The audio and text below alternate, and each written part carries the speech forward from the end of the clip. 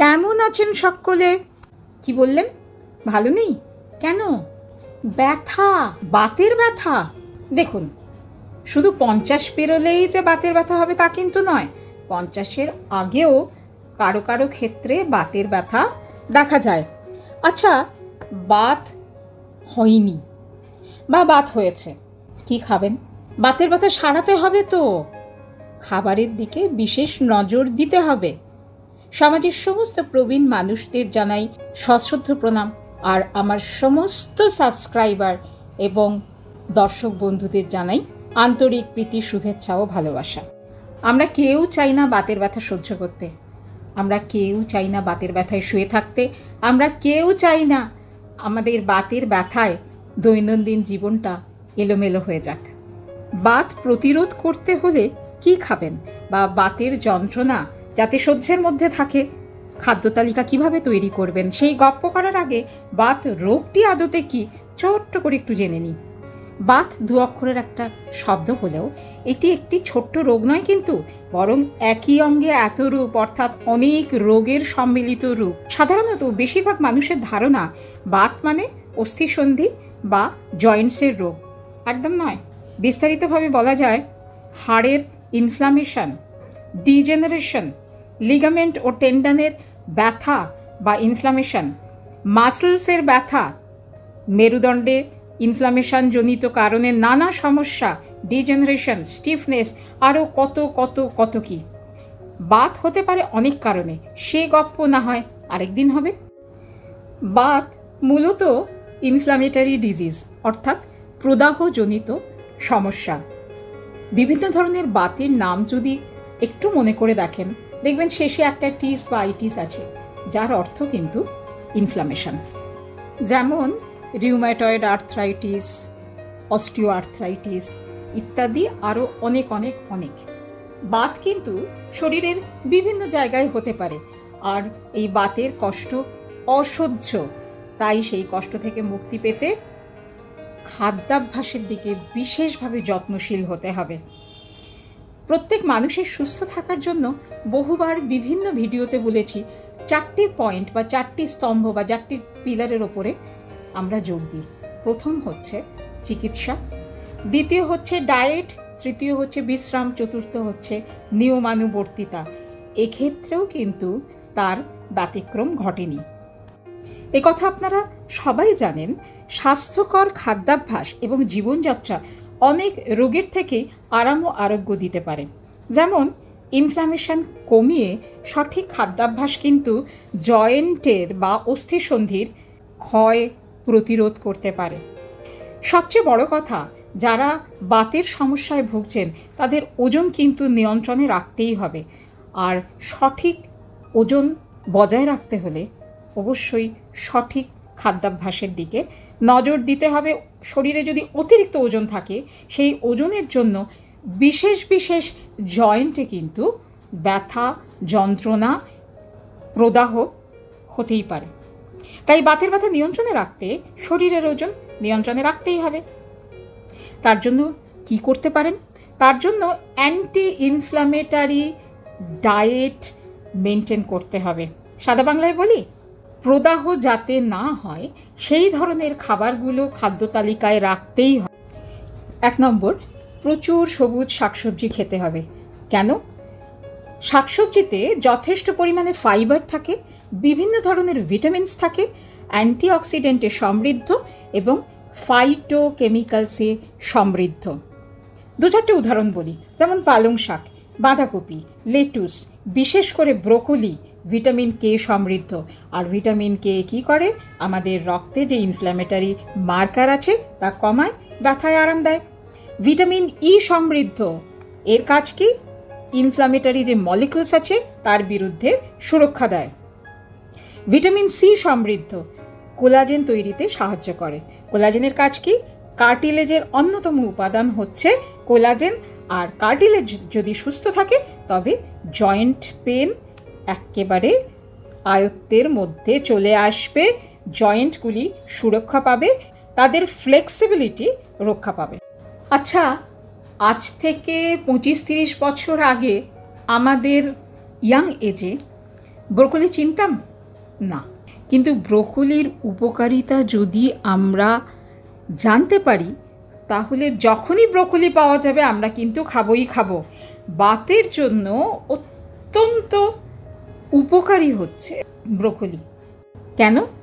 ব্রোকলিতে থাকে সালফোরাফেন নামে একটি উপাদান, যা অস্টিও আর্থ্রাইটিসকে প্রতিরোধ করতে পারে। 2 নম্বর, ওমেগা 3 ফ্যাটি অ্যাসিড সমৃদ্ধ খাবার। প্রথমে নিরামিষের কথা বলি। ফ্ল্যাক্স সিডস বা তিসির বীজ, চিয়া সিডস, ওয়ালনাটস অর্থাৎ আখরোট, সয়াবিনের বিভিন্ন ধরনের প্রোডাক্ট, তা সে সয়াবিনের চাংস হতে পারে, সয়াবিন হতে পারে, কিংবা সয়াবিনের দুধ হতে পারে বা পনিরও হতে পারে। মাছ, বিশেষত বিভিন্ন ধরনের সামুদ্রিক মাছ যেমন ম্যাকরেল, স্যামন, হেরিং, সার্ডিনস, অ্যাঙ্কোভিস, এই সবই কিন্তু ওমেগা 3 ফ্যাটি অ্যাসিড সমৃদ্ধ। জানেন কি, মাছের ডিমে কিন্তু যথেষ্ট পরিমাণে ওমেগা 3 ফ্যাটি অ্যাসিড থাকে। এছাড়া যারা অয়েস্টার খান তারাও কিন্তু যথেষ্ট পরিমাণে ওমেগা 3 ফ্যাটি অ্যাসিড পেতেই পারেন। কড লিভার অয়েলের নামটা এক্ষেত্রে বাদ যাবে কেন? সপ্তাহে অন্তত 2 বেলা মাছ খেতেই হবে।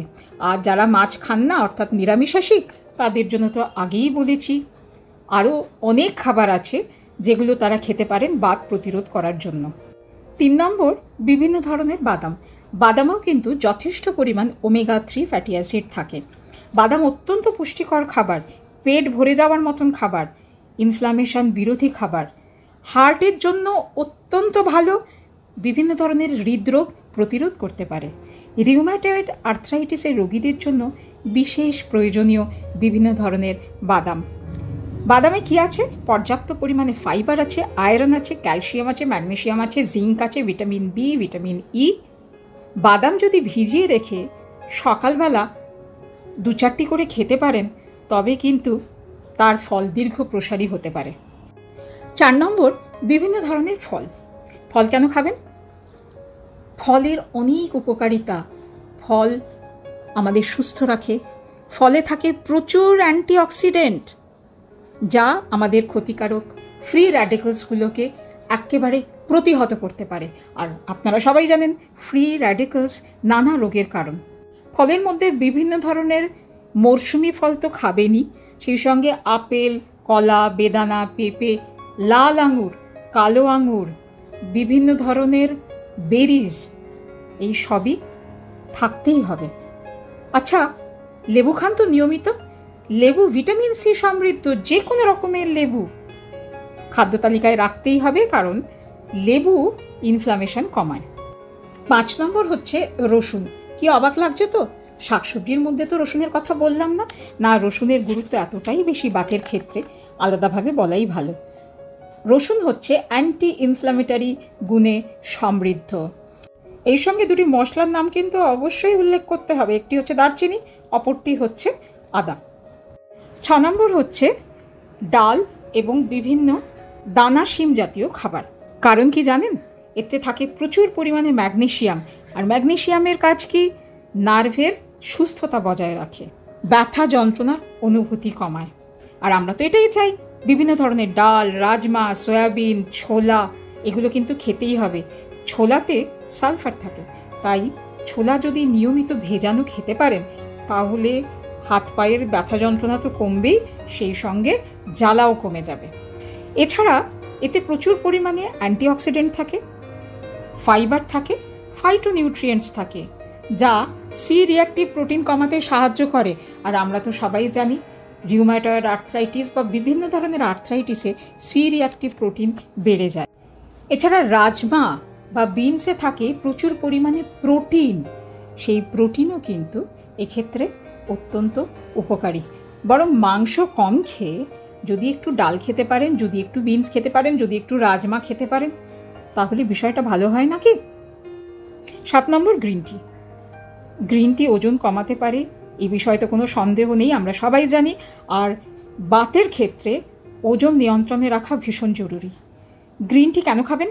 অ্যান্টি ইনফ্ল্যামেটরি, অ্যান্টি অক্সিডেন্ট গুণে সমৃদ্ধ এবং পলিফেনল সমৃদ্ধ, যা ইনফ্ল্যামেশন কমায়, কার্টিলেজের সুস্থতা বজায় রাখে, অস্টিও আর্থ্রাইটিসের জন্য গ্রিন টি অত্যন্ত উপকারী। তবে সবার কিন্তু গ্রিন টি সহ্য হয় না, আর একেবারে খালি পেটে সকালে গ্রিন টি একেবারে খাবেন না। আমরা আমাদের দৈনন্দিন খাবারে কি তেল ব্যবহার করছি এটা কিন্তু অত্যন্ত গুরুত্বপূর্ণ, কারণ রান্না করতে গেলে অল্প বিস্তর তেল তো লাগবেই। অলিভ অয়েল যদি ব্যবহার করতে পারেন তাহলে সব থেকে ভালো। তাহলে 8 নম্বর হচ্ছে তেলের গপ্প। কিন্তু অলিভ অয়েল এতটাই দামি, বেশিরভাগ মানুষের পক্ষেই প্রতিদিন অলিভ অয়েল খাবারে ব্যবহার করা সম্ভব না। যাদের পক্ষে সম্ভব তারা তো অবশ্যই ব্যবহার করবেন। আর সেদ্ধ সবজি খান, ওপর থেকে 2-4 ফোঁটা এক্সট্রা ভার্জিন অলিভ অয়েল ছড়িয়ে দিন। অলিভ অয়েল অ্যান্টি ইনফ্ল্যামেটারি গুণে সমৃদ্ধ এবং অলিওক্যান্থাল নামক যৌগ সমৃদ্ধ। এর কাজ কি? হার্টের জন্য অত্যন্ত উপকারী, ব্যথা প্রতিরোধ করে, ব্যথা কমায় এবং ওবেসিটি এবং ডায়াবেটিসের ক্ষেত্রেও অত্যন্ত উপকারী। অলিভ অয়েল যদি ভিটামিন ডির সঙ্গে মিলে একসঙ্গে গ্রহণ করা যায় তাহলে হাড়ের ক্ষয় রোধ হতে পারে। না, তালিকাটা আর দীর্ঘ করব না, আপনারা ধৈর্য হারিয়ে ফেলবেন এরপরে। এর মধ্যেই মিলেমিশে নিজেরা বেছে নেবেন কোনটি খাবেন কোনটি খাবেন না, যাতে আপনারা সুস্থ থাকতে পারেন, ব্যথা যন্ত্রণা আয়ত্তাধীনে থাকে। সবাই খুব ভালো থাকবেন, সুস্থ থাকবেন। ভিডিওটা যদি ভালো লেগে থাকে অবশ্যই কমেন্ট করবেন। ওম শান্তি।